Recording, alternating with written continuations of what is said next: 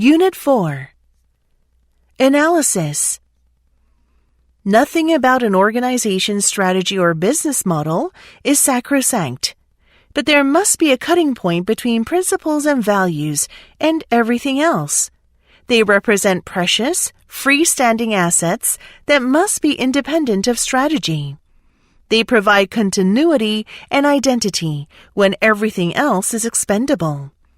They represent the core element of the culture and the unchanging soul of the organization. Cases in which leaders have successfully remodeled an entire enterprise represent organizational change in its comprehensive and supreme category. We learn from these cases that retaining principles and values during the process of change is not only possible but necessary to provide an anchor. Ironically, perhaps, organizations with the strongest principles and values often have the highest adaptive capacity because people attach themselves to them and understand that everything else is on the table. If you want to keep your promises, burn the house when it's time to reinvent the company, but save the nails.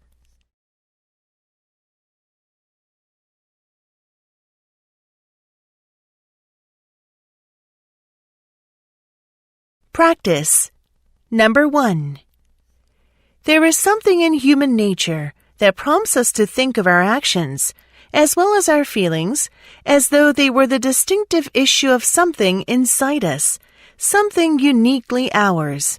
Some are, but most of the actions and feelings that help us enter into working relations with fellow members of the world are not all that private. They are, in fact, performances we execute in acceptably close conformity to widely accepted social rules. These rules are learned and held by us in such an easy way that we indulge in conceit, that they are our own brilliant accomplishments. We think of them as though they were the inventions of our own utterly original psychic lives, when most of them are as familiar to others as they are to us. Social things are quite simply social.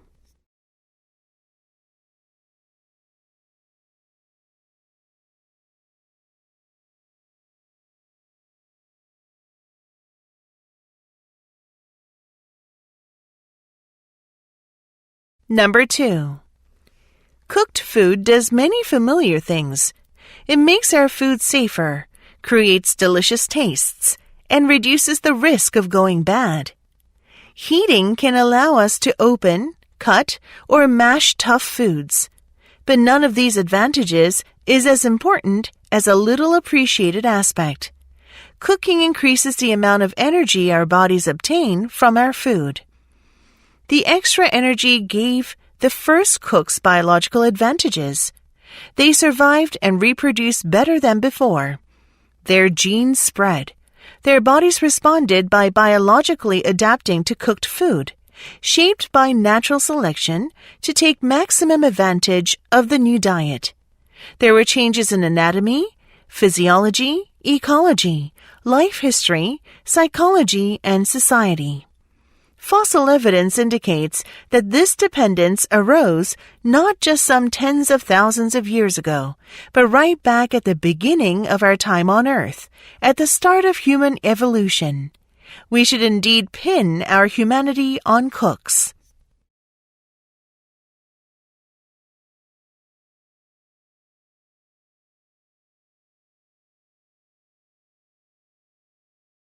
Number 3. Radio provided the driving force to solidify the era of patronage. However, the invention that soon followed remains to this day the most significant communication medium that has influenced and aided the development of sports.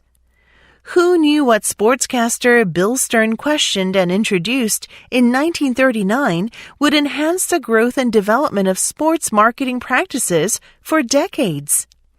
The display platform, the television, though airing two average baseball teams battling for fourth place, provided an incredibly formidable and profitable union between sports and the American public. The television provided a means for sports organizations to expand their market presence and a unique opportunity for marketers to engage their publics. The notion of a picture being worth 1,000 words became a reality with the invention and its intervention and presentation of sports.